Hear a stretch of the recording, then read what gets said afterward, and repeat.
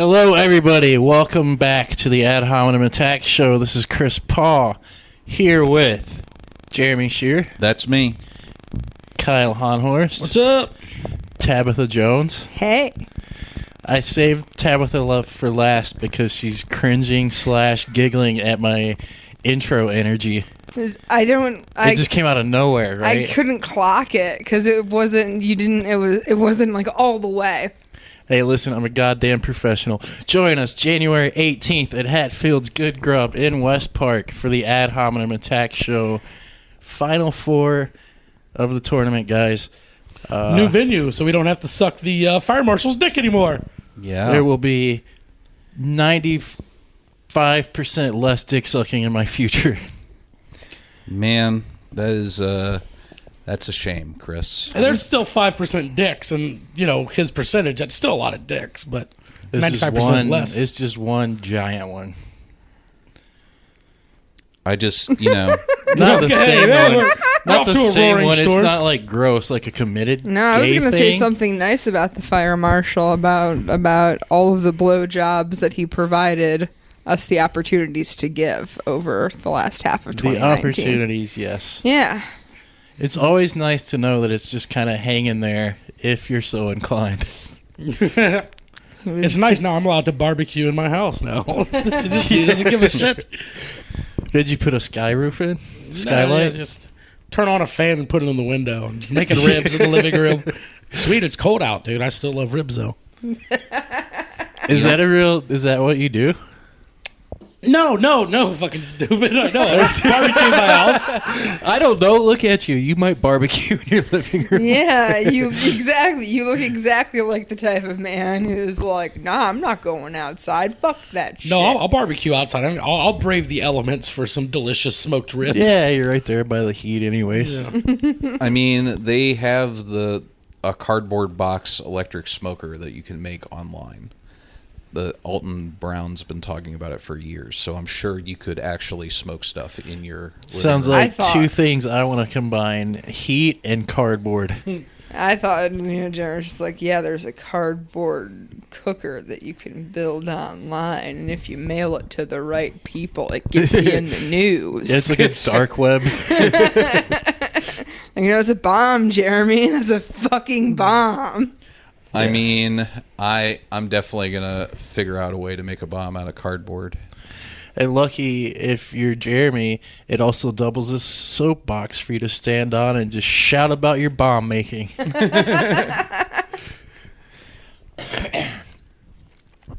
Jeremy Shear, always up to some kind of bombing. Ooh, get him, queen. Hey, you got drag him. How was your show the other night? That show over by the Cleveland Clinic ER.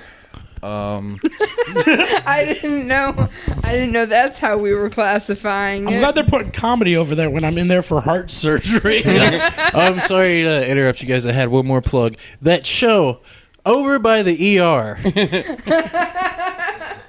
starring Jeremy Shear. It was the place was called Doc and Lenny's, but they had like a party room above the restaurant, filled with doctors and nurses, and there were nurses there, because a couple of them wouldn't shut up. But yeah, sounds about right. Well, it was nurses are bitches. The guy that went before me did some light crowd work, and one of the side effects of that is that now they think they can talk to everybody. Mm-hmm. It's because they were fine until he did that. Which it is what it is. Like I was really sick, so I did not want to be there, but I couldn't. Like Nick had a podcast to do, so I didn't really feel like calling around to see if anybody wanted to take it, so I just went.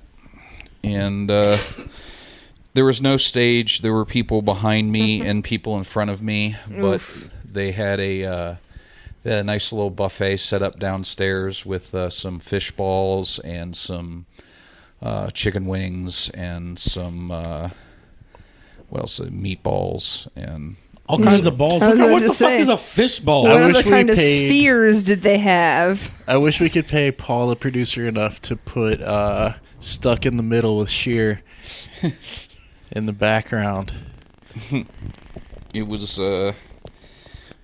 Bruton was pretty good, and the rest of the show was a show. But the crowd seemed to have a good time. I dipped like right after my set because I was like feeling awful. So As one does when Nurses to performing the while left sick. of me. yeah, it was. Fish balls to the right. I wasn't going to eat until I found out that the owner of the establishment was the one doing the cooking, and I was like, okay, well, it would be rude if I didn't eat, so I got a small little bowl. Interby comic to the right. Stuck in the middle with Sheer. Bullshit. No, I was really sick, dude. It was, I missed like 4 days of work last week. Oh, shit, sorry. Yeah. Did you shit the bed on stage? I did not shit the bed on stage. I was not good, but like nobody was mad about my performance. Did you shit the bed at home? What kind of sick was it? Just a real bad cold. It's been going around. Yeah, a bunch of people at work were sick, and I think I got it from somebody that I work with, not at work, like either a sad boy or a fellow podcaster. Yeah, I went out and did an open mic for the first time in like 6 months and immediately got sick. And was like, well, that's what I get. Yeah. We can't like go and wipe off the mic like before we get up there every time because it looks weird. You should. Riveting stuff. Riveting stuff. I just Just remember wipe it that down. every We're time warming up, Kyle. every time Hot Carl went up for a while, Lawhead would take a wipe and wipe down the mic. Yeah.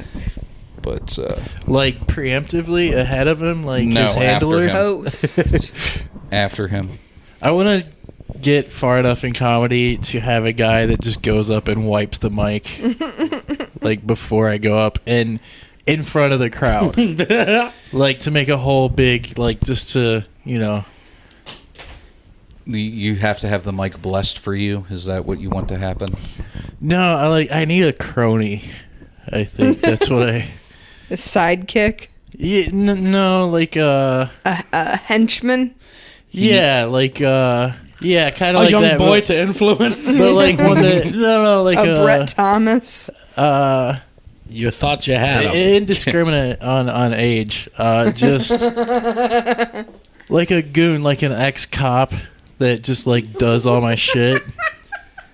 You want a club soda Kenny, is what A you're club saying. soda Kenny. Yeah, I think one of the Opie and Anthony people had an ex. It was an ex-cop that just handles the shit. Why an ex-cop? What did they do to not be a cop So anymore? it like doubles as security, but also like a dude that goes and pays my tickets or gets rid of them. But why aren't they a cop anymore?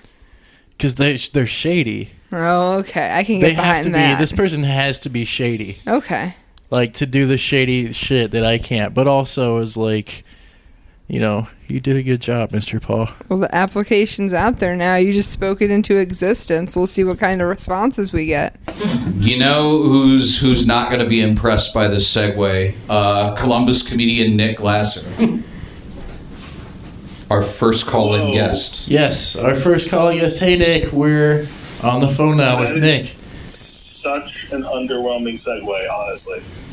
I mean, that's pretty much what I do. I underwhelm at every opportunity because it leaves you.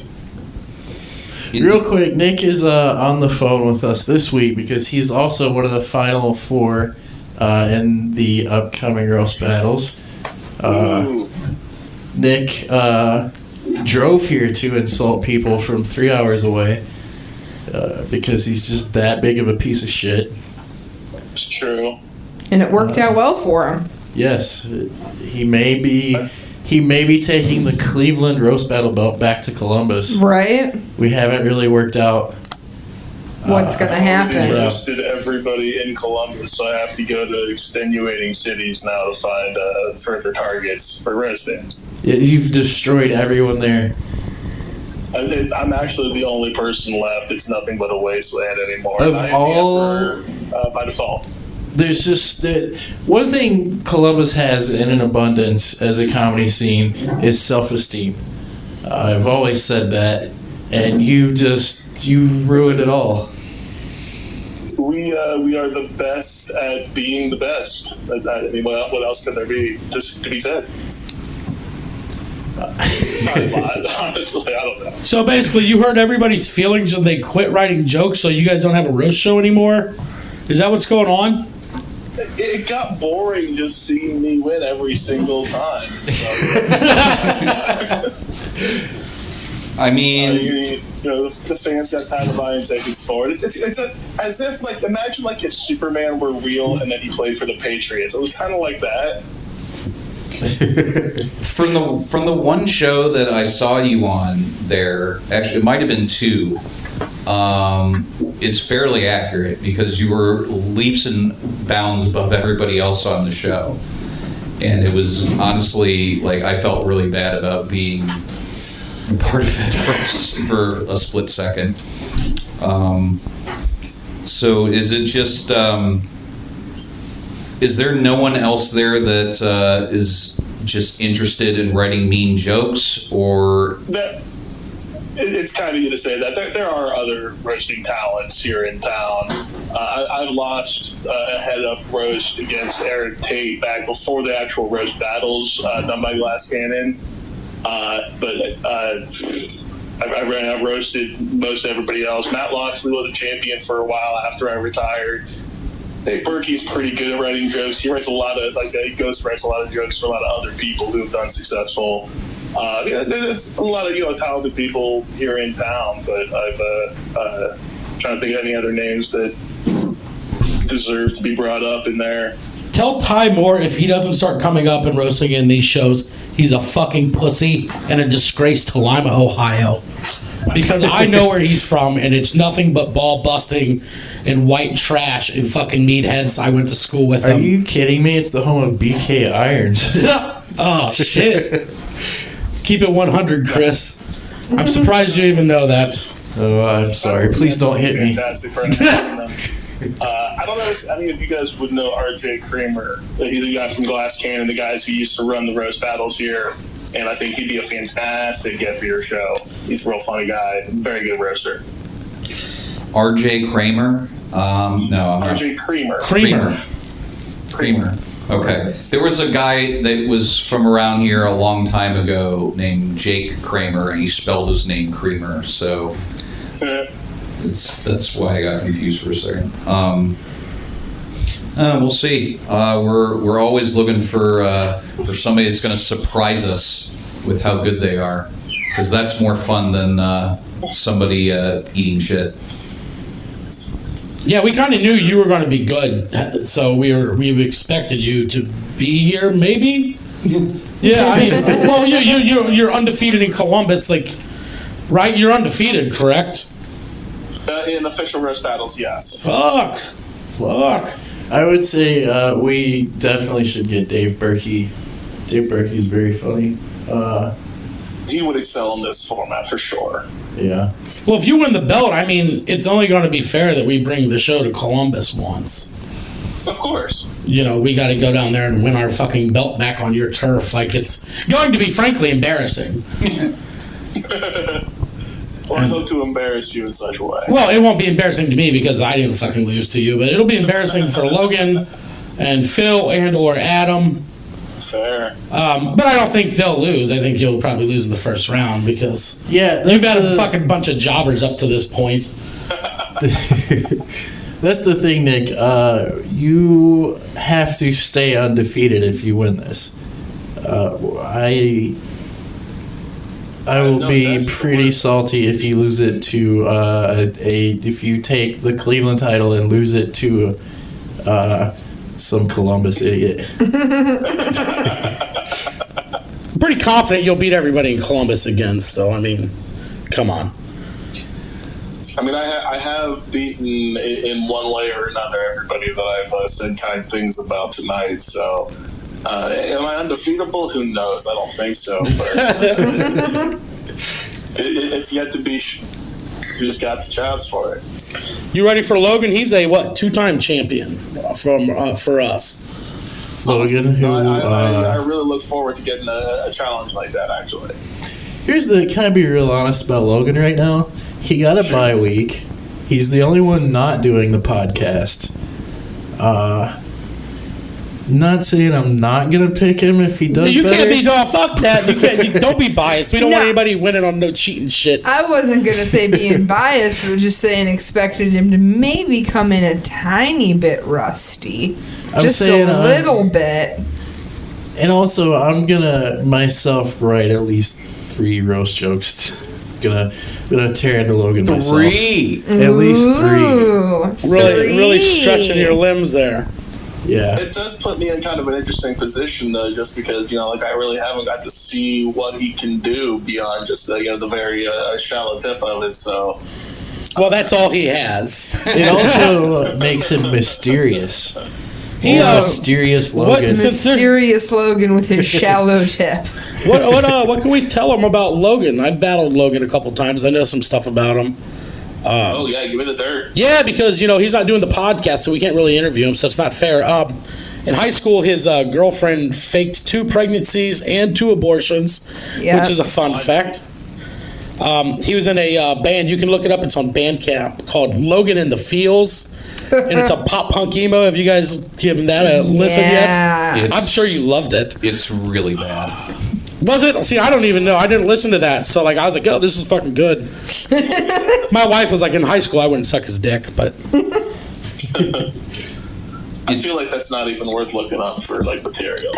Honestly, for Logan's backing vocals, it's worth it. Because I don't think he was the lead vocalist, because there's someone else that's just vocals. There's no bassist. It's a drummer. Logan plays guitar and sings backup vocals, and then there's no. It said vocals. Logan Rashaw. What is he? It's the guitar really white vocals. stripes. We're dragging him. Logan Rashaw, guitars, vocals. Nico Minnesola, drums. Jared Borganol, vocals. Maybe someone just stands in the back and sings. I don't know. It's the lineup to 5-Finger Dick Suck. It's really if you like emo at all, you'll recognize some parts of it that they're trying to do. His influences. But it's the whole poetry masquerading as singing that's actually spoken word. Logan's a big emo boy. That's all there is. Maybe you could say something about something like Logan strikes me as the type of guy who was probably a cutter, but he's not as tough as a teenage girl. Maybe he could say something like does that. Does he want to fucking lose? As tough as a teenager. All right, I got that written down. Any other jokes for me to beat Logan with? Yeah. There's something. Play 4 more. I admit the wording could do better. For Adam and Phil, you got to write the 3-round jokes too. I don't want to have you come in there and stumble. I know that I have to prepare for potentially roasting everybody. Are you saying that the format changes in the finals? Yes. It'll be the 5 jokes tit for tat, and then 45 or a minute. We send it out in the text. It's a minute each. And then a minute each, second round, and then one last joke for the 3rd round. Oh, right. Yeah, I can do that. All right, cool. Just want to make sure you're prepared. We'll send out a reminder, but... The other thing that is different about this show is we are bringing in from the Roast War Championships Brad Rigler, who this is very exciting. Yeah, he runs a touring roast show called Roast War Championships, and he is going to be booking the winner of the tournament in Indy. Hell yeah. At I think it's Crackers that he said it was at. I talked to a couple of the indie guys just to feel out this guy, and they said the show was awesome. They had a great time. So, yeah, it should be fun. If you win, you get to go on this show, and I'll probably touch them to try to get a spot myself. Yeah. This is not the same guy when. I'm sorry, Nick. Go ahead.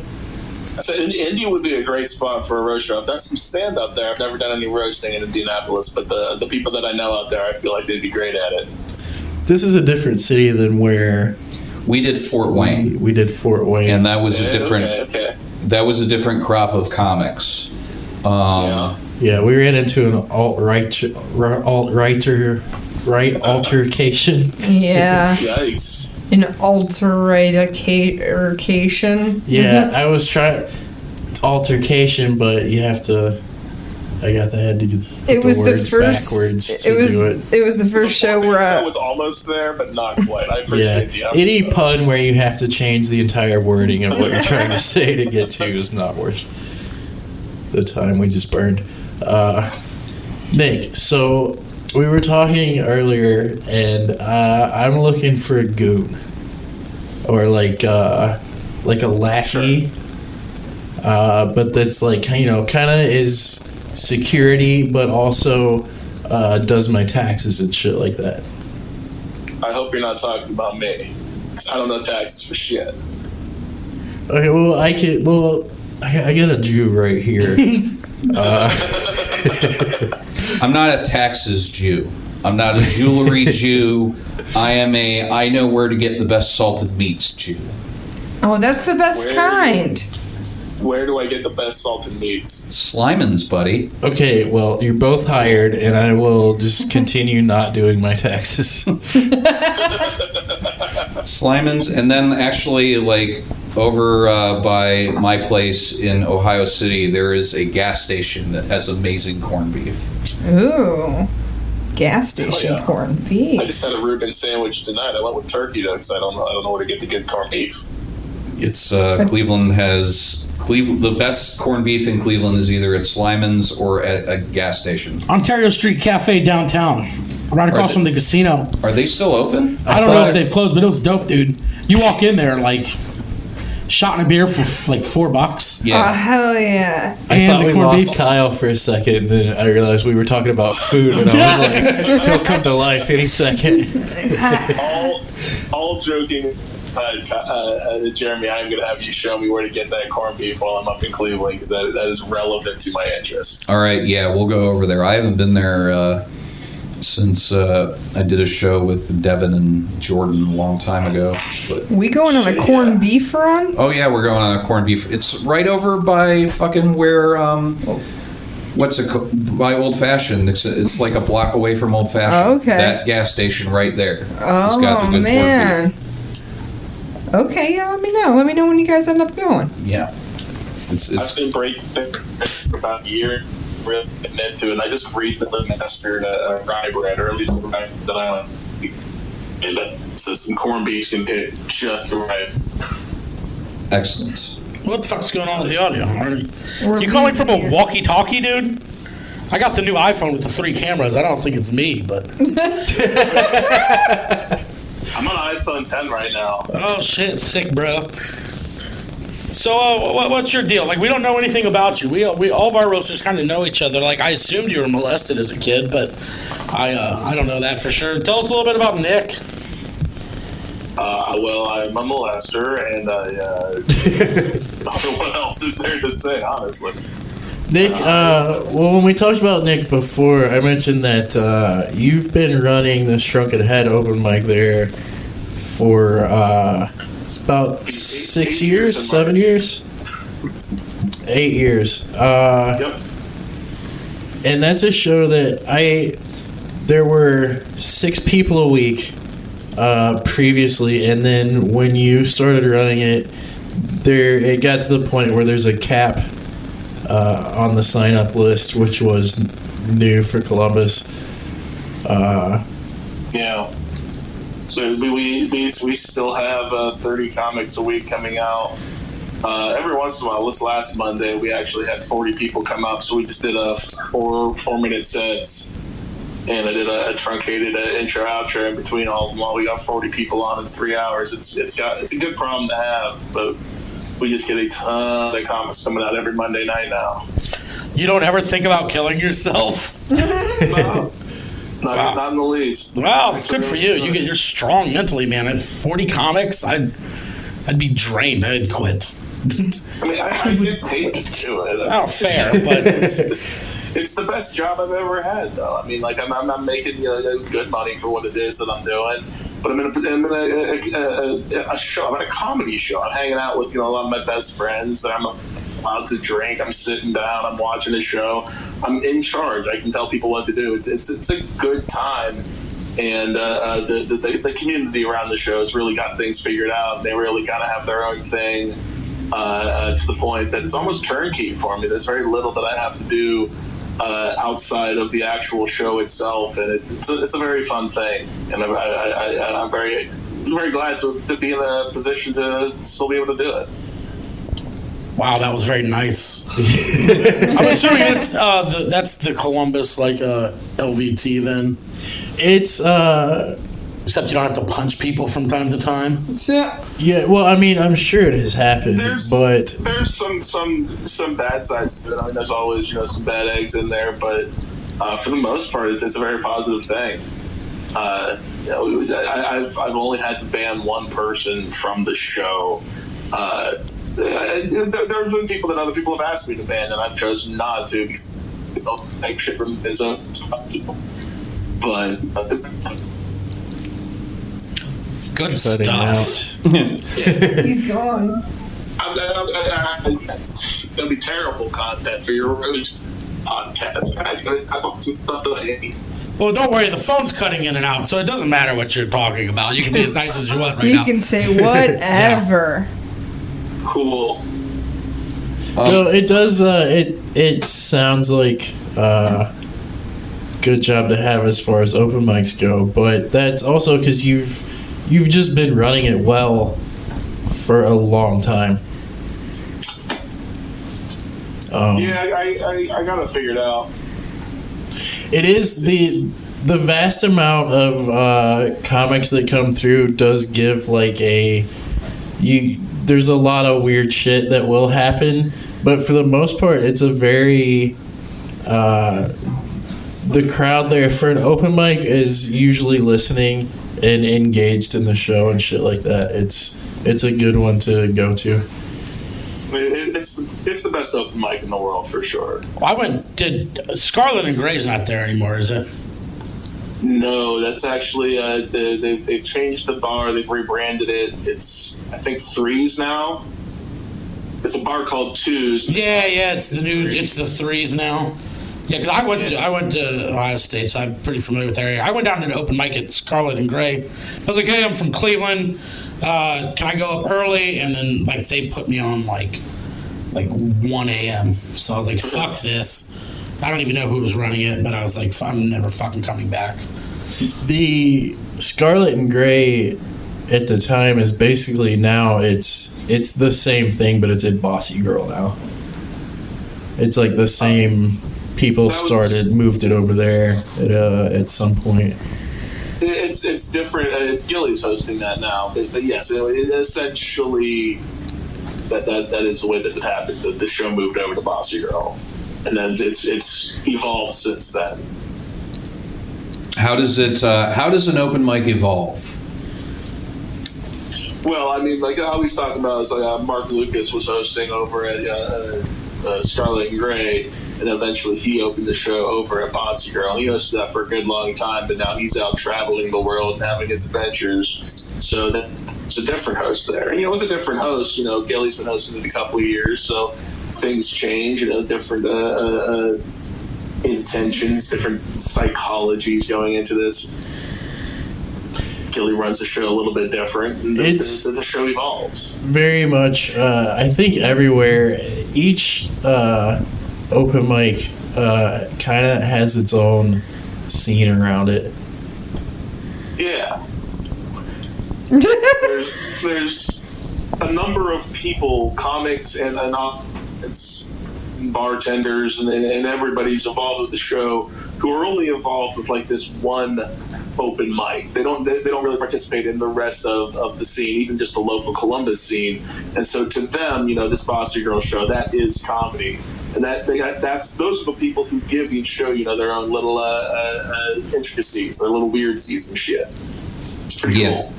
That's we had that at the Eurogyro in Kent for a while with the weirdo musicians that we got, because it was a mixed mic that we kind of stole. I miss going there and seeing John Dubs, the rapper, who was a terrible rapper, but he made his own beats and he tried real hard. And I would walk in every week and hear him doing his staccato nonsense and feel like all was right in the world for at least the next few minutes. But yeah, I get what you're saying about the various weirdos that kind of make it different than any other show. Question for you, Nick. Hey, mate. Adam Janovac was in the military, and we were talking to him, and he masturbated in a foxhole. Where's the weirdest place you ever masturbated at? Shrunken Head open mic. Jeez. He turned around while the other guy was watching. He was going to fall asleep, so he was watching the hole. He thought he was going to fall asleep while his buddy was sleeping, and he just rubbed one out in a hole watching for terrorists. That's what he said, but I think it was like a back-to-back situation, probably. Yeah, he was leaned up against him, but they just, just don't lock eyes, don't talk, and then just both of them. That's why those guys are always really so close in the military. And when they say, man, I've seen some shit, what they mean is they've been masturbating back-to-back in the desert for 6 months. When you put it that way, I'm ready to go to Iran. Please go. Yes, Please go. The military's. That'd be a great way to die. I'm going to die of a heart attack or diabetes. I'll just go over there and get shot immediately and be a hero. 50 Cent and shit. For Trump's fucking oil rule. I'm going to come or die trying. So anyways. The danger fetish. Let's not get off topic. Where's the weirdest place you ever masturbated? Back in college, there was I don't even know how weird this is gonna be. A Burger King? No, it wasn't a Burger King. It was back in college, before I had a smartphone. So back like using your imagination is still a thing that happens.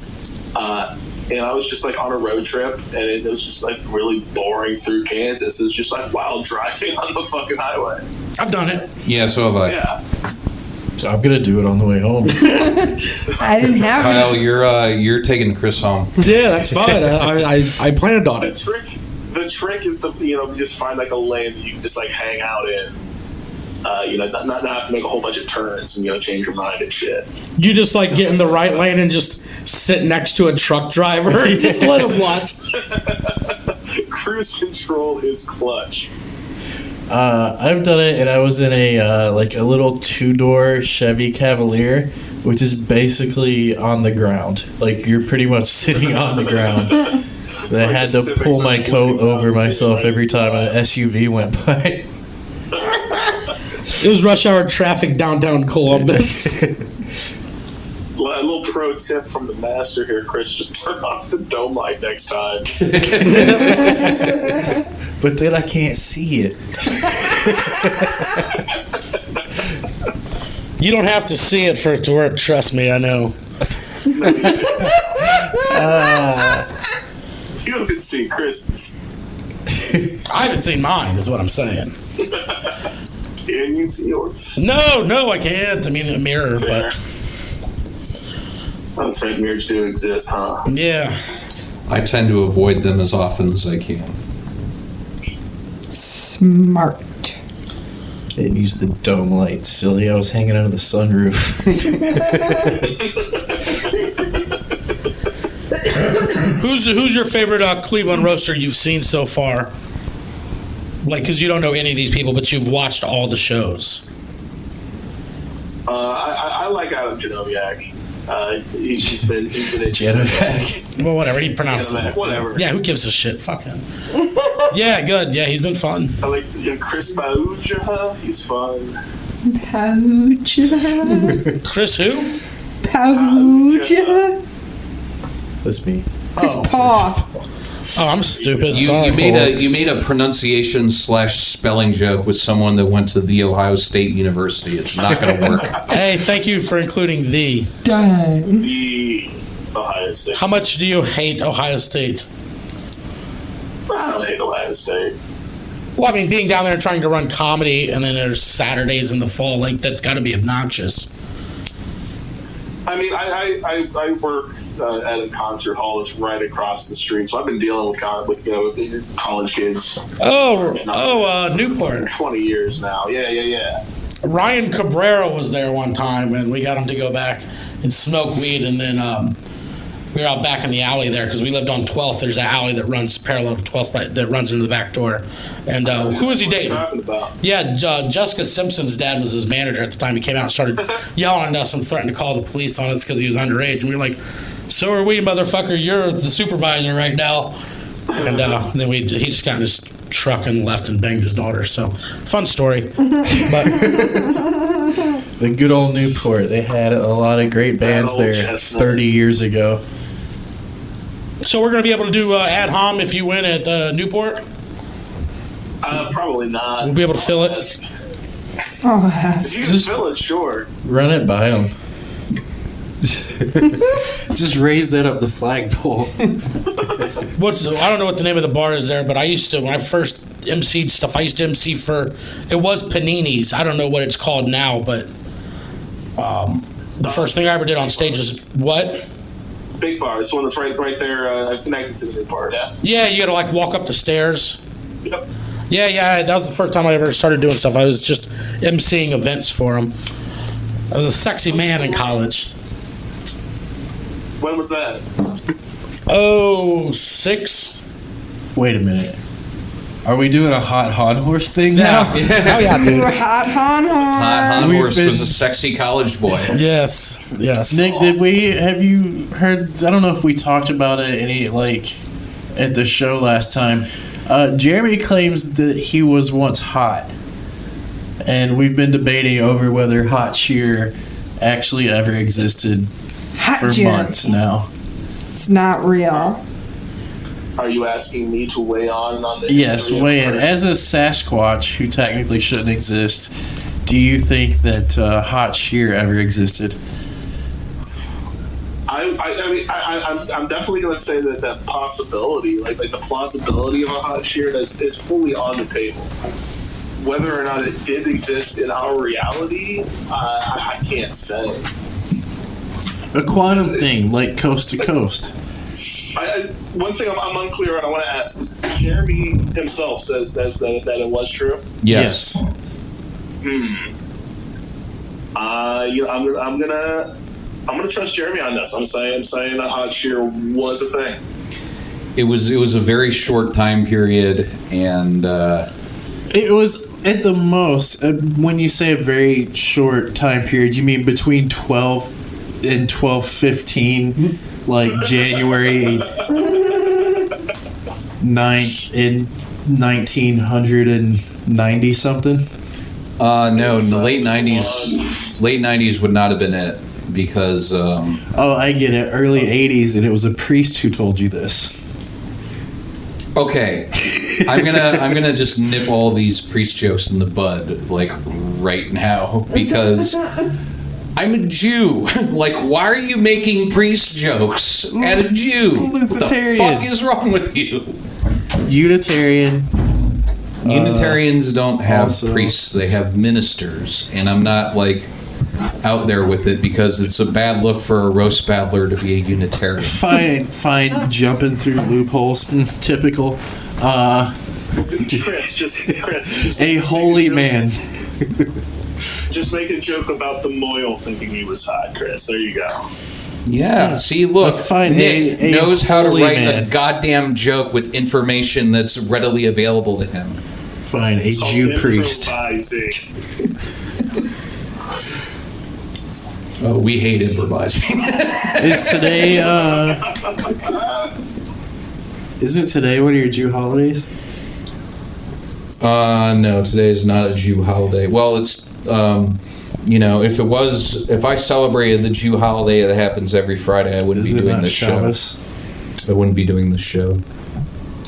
How's the oil for Hanukkah? Good? It lasted again? Yeah, it lasted again. I still haven't cleaned off my menorah. Good. It's going strong. Yeah. It's looks like I don't know. I don't like how burned wax looks. It looks like cum. So it just looks like I've got like a cum covered metal piece on my kitchen table, and it's gross. Can I tell you guys how happy I am that we're having this conversation on my episode of your podcast? It's just perfect. Very highbrow stuff.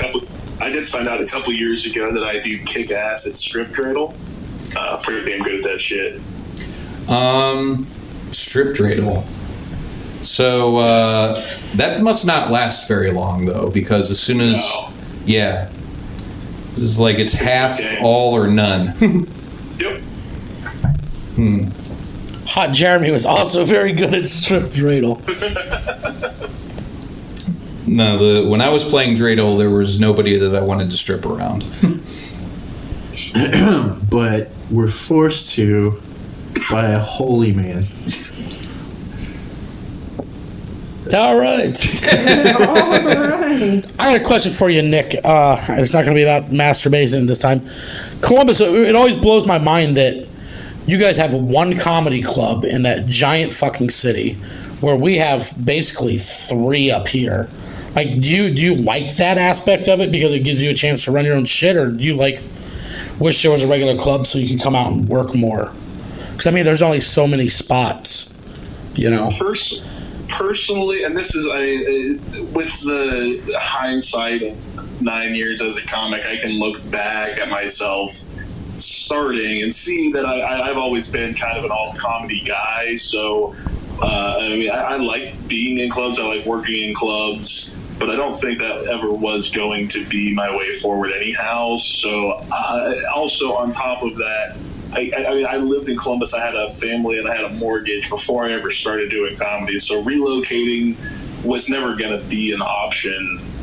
So with those things in mind, I really do like Columbus, and then the way things have worked out, and just the fact there are so many bar shows here. There's so many other places that we can run shows, and there's created kind of like an underground, like a groundswell scene that's just constantly in motion. There's always waves, ups and downs, and there's shows, starting and ending all the time.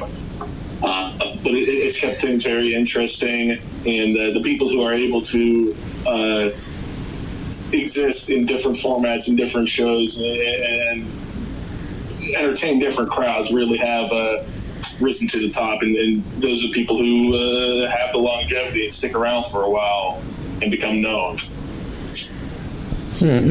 So are you saying that like guys that kind of claw their way up in just the club, like they aren't the known guys out of Columbus?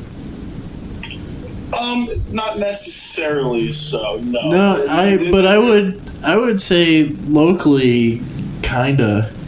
It Like does work out that way, just because a lot of the club guys do come out. There's not like they're not like clique scenes where it's the club guys and the alt guys. We're not doing dance battles in the streets and doing our hair different and shit. Like it's all intertwined and stuff. And I do get some work at the club occasionally, but it's not particularly often. For the most part, it's because the Funny Bone has a lot of. They're not from Columbus.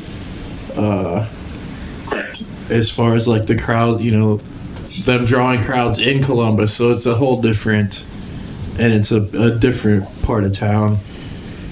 And so that I'm sure it's the same at any club, but just that there is only one club in a big city, the competition to be that local guy that's opening for the national act is pretty fierce, and they have a good stable of comics there already, and they have for a while. Yeah. There's some upward mobility at the clubs around here, but that's a secret. Because anyone could do it, but they don't want anyone to know. And I mean, it's two different clubs here, but it's basically like an urban club and a white. I would call it. Yeah. I mean, that's a good way to put it. I wouldn't call it white. Hilarities is just a big national act, and then the improv is like, well, we gotta make sure we're eating too. So I think they've evolved to be, because the improv isn't necessarily an urban club, but it's a chain. But here it is. They book some good guys. Pauly Shore. Yeah, just fill a open spot in the market. Yeah, sure. Well, I mean, it's, the people that I work with mostly go to the improv, and it's because they can see who they like. So it's just what it is. But also, it's weird going to the flats sometimes, just because paying for parking and, like, all the, it's a big city out there. I always hate for parking. Thanks, Tabitha. I fucking hate it, but that's, I don't know, I don't like paying for anything.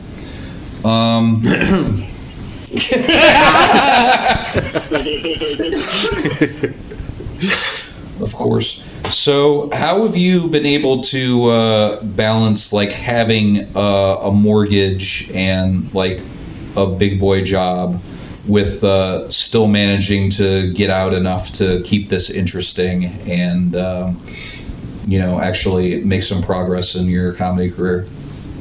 Well, fun fact, I don't actually have a big boy job. I've been a stay-at-home dad the entire time I've been a comedian. Well. Yeah, so it gives you hit that honeypot, dude. Nice, congrats. I cook a lot. I do. I don't want to toot my horn about cleaning because you might come over to my house and see I'm a liar. But no, I mean, I take care of the family, take care of shit around home. But it affords me a lot of time to, write and think about what I'm going to do that night. There's a lot of nights now that I don't go out that I, could be out grinding, that I'll just stay home with the family kind of thing. So that require a little bit of performance, but I'm able to make it work. Hell yeah. So it's you don't have to like give the wife like a night like at the last minute and things like that, because that's one thing I remember about when I was stay-at-home person. It was like I still wouldn't be able to go out all the time because even though I was home all day, like now it's her turn to chill out. I do is to go out. It with like a comedy show, like I also work at night too when I'm doing concert security. So anytime I'm gonna be out at night, I try to advance. We have like a shared Google Calendar that we share everything that way. There's nights that I'm not doing anything. A lot of the stay home with the kids so she can go out and do whatever she wants to do. Right on. Here's a fun Nick Glaser fact. Nick pays some bills selling some type of anime cards. I can't remember specifically. Is it Yu-Gi-Oh? It's Dragon Ball Z. Dragon Ball Z cards online. That's so cool. I've been in that since I was in high school, and the game in 2005, and then I bought in collections, because some of these cards are really worth a lot. And back in 2015, they did the game back and got on as a playmaster, so I was working for the company for a few years too, but there's still a market out there for these cards. So every now and then, somebody's collecting, and then I sell the cards that I don't need, and I can make a pretty good profit doing that. Yeah, you fucking nerds, man. You guys, I got all these Michael Jordan cards, and they're just like, I might as well just put them in the bike that I don't ride now because they're not worth shit. But now you get a fucking Shivan dragon that's worth fucking $70 and you got 30 of them. Unbelievable. It's unbelievable. That is an old school Magic the Gathering reference. I was into it for a little bit and then I started getting laid, so I quit. There's some kind of chicken egg question to be I fucking peaked early. I peaked in fucking, 8th grade, freshman year? I was white trash. I was getting all my pussy then, and then they realized, oh yeah, people have bigger dicks. They're not all one size. And it's done. Man. Shit's fun though. I mean, you go out on a weekend, play a big tournament with a bunch of people, and trade cards, and back sell the shit. Yeah, now that I'm married, I'd be totally down. But like Paul Rudd in This Is 40 when he's lying to his wife so he can go to fantasy baseball. Yeah.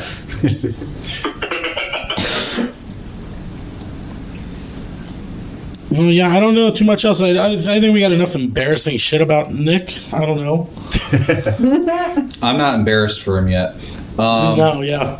Because all I know is your grandpa died. I mean, that happens to everybody because that's all that I've heard so far. And, so. It's gotten, Have you ever gotten your ass kicked while you're working security? I mean... Not even when you were dressed like Kesha? I wasn't working when I was dressed like Kesha. That was me just there like as a fan. It's like... No, they're at my ass. That's the thing. Because I have a bunch of other people who are all sober about what we're doing and shit. So some people will get drunk, shit, but they're never in a group of people what they're doing. It's never gotten bad in that way. Never, man. Well, I mean, what kind of shows are you running at that bar? I mean, you don't have any rowdy and dirty nonsense happening, or? It's on the show. It's sort of a 1,500-meter seat, so it's 1,500 people there, all different kinds of stuff. You should do an open mic in the bomb shelter that you're calling from. You're cutting off. I think you said it's the short north. Everybody in Columbus is pussies, but that's the fucking center of it. So that's kind of what I gathered from that broken text for all the listeners. Chris Clem. Yeah. Hey, Chris. That sounds exactly right. Good. So Nick, how on a scale of 1 to 10, how confident are you going into the last round? About a 7, maybe an 8. Oh shit! It's hard to put the scale too far towards a 10 against people that I largely don't know much about and haven't seen anything that they can do. But this is a situation that I feel comfortable in. I feel like I know what plan. I feel good about it. Well, we look forward to seeing what happens. More of a passive voice there so that I'm not invested in what's going to happen. But if you do take that belt down to Columbus, I'm coming for it. So. I look forward to defending it against you. Word. Appreciate it. All right, Nick, thank you so much for coming on the show, man. We appreciate it. Thank you for having me. It's been a pleasure. Be blessed. Can't wait to eat some corned beef with you, bro. Hell yeah. All right, dude. See ya. Take care. Yeah, say goodbye to Chris and all. That's fucking hilarious. Bye. Nick Glaser, everybody. We will be back in a week, sometime this week. Yeah, we got to wrap up the. We have to unpack this tournament when it's over. Yeah, so we'll be back with the fucking results, bruh. Yeah, but don't wait for that show. Come on out and see us at Hatfield's Good Grub Saturday, January 18th, 9 p.m. It's in West Park. prior to the Ad Hominem Attack show, there will be a stand-up show hosted by Spider Jones with Gab Bonesso from Pittsburgh, who is a fellow bipolar person, and she's been voted best comic in Pittsburgh a couple of times. So Gab Sweet. is hilarious. yeah, I've seen Gab a few times. She's great. I'll probably be there hanging out then. So Yeah, it's it's a good night to catch a double feature, if you will. Yes, and improv. Get your tickets at brokendrift.com. Please get tickets if you're coming out ahead of time. Just makes things easier for everyone. And you live over there, Tab? Yeah, I'm here. Tab T, you're still here? We stopped talking about corned beef, and the wheel kept going only on corned beef, and everything else it was just white noise. She's over there watching Literally. tasty videos with the captions on. Yep, just watching them. I'm watching the whole process. They're brining right now.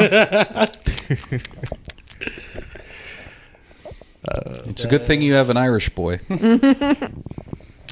That'll do, pigs.